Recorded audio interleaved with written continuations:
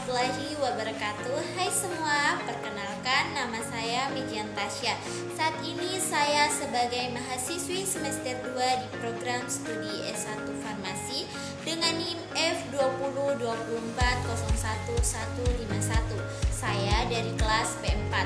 Di sini saya akan memberikan penjelasan mengenai mata kuliah Botani Farmasi untuk memenuhi tugas mata kuliah yang diberikan oleh dosen pengampu saya. Mohon izin Ibu, Dr. Apoteker Himaniarwati SSI MSc. Nah, baik, saya akan menjelaskan mengenai sejarah perkembangan ilmu botani farmasi. Simak video ini baik-baik. Halo semuanya, kali ini kita akan membahas sejarah perkembangan salah satu cabang ilmu yang sangat penting dalam dunia farmasi, yaitu botani farmasi. Sebelumnya, apa sih sebenarnya botani farmasi itu? Yuk kita pelajari bersama. Botani farmasi adalah cabang ilmu farmasi yang fokus pada studi tumbuhan, terutama tumbuhan yang memiliki manfaat sebagai obat. Dalam botani farmasi, kita belajar mengidentifikasi, mengklasifikasi, dan memahami struktur serta fungsi tumbuhan dalam sudut pandang ilmiah.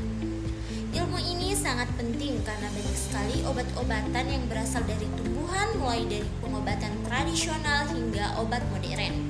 Semuanya tidak lepas dari peran tumbuhan sebagai sumber bahan aktif. Itulah tadi penjelasan singkat mengenai apa itu botani.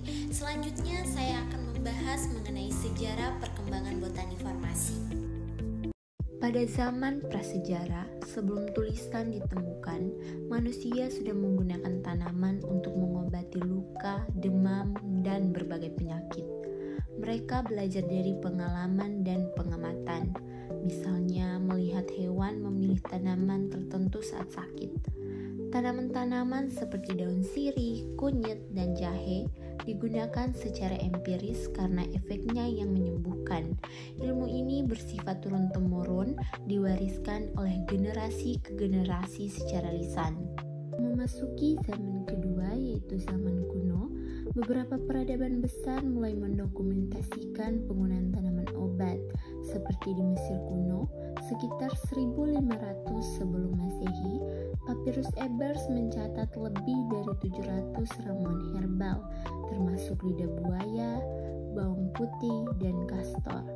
Di India dalam Ayurveda, tumbuhan seperti neem, ashwagandha, dan kunyit digunakan untuk menjaga keseimbangan tubuh dan penyembuhan penyakit.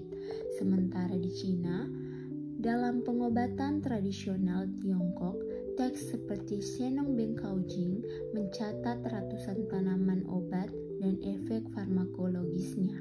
Pada zaman Yunani dan Romawi, inilah masa di mana botani mulai menjadi ilmu yang lebih sistematis. Hippocrates dianggap sebagai bapak kedokteran. Ia menggunakan pendekatan ilmiah dalam pengobatan herbal. Theophrastus, murid Aristoteles, menulis Historia Platarum yang merupakan buku botani ilmiah pertama. Dioscorides, seorang tabib Romawi abad ke-1 Masehi, menulis De Materia Medica, katalog besar tanaman obat yang digunakan selama lebih dari 1500 tahun di Eropa. Pada abad pertengahan, setelah runtuhnya Kekaisaran Romawi, pusat ilmu pengetahuan berpindah ke dunia Islam dan biara-biara di Eropa.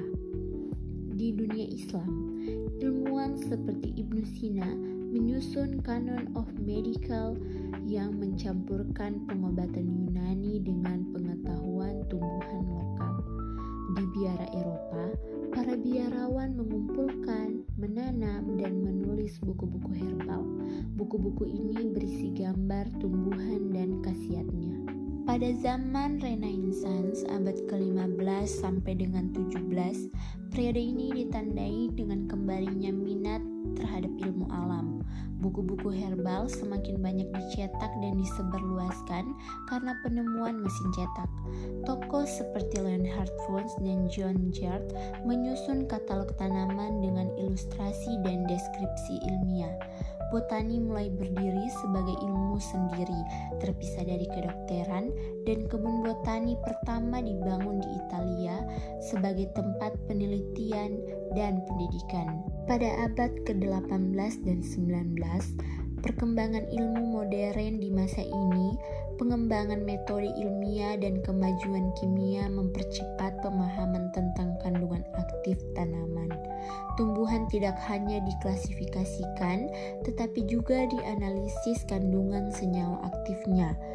Alkaloid seperti morfina dan opium, kafein, kinin, dan atropin diisolasi dari tumbuhan.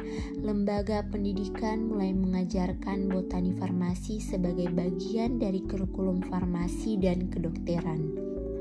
Pada abad ke-20 hingga sekarang, dengan kemajuan bioteknologi dan kimia analitik, botani farmasi memasuki era baru. Fitokimia berkembang untuk meneliti senyawa bioaktif tumbuhan. Banyak obat modern berasal dari tanaman seperti anthemicillin, fiblatin, dan paclitaxel. Menurut juga tren back to nature mendorong kembali penggunaan obat herbal dan pengembangan fitofarmaka seperti suplemen alami.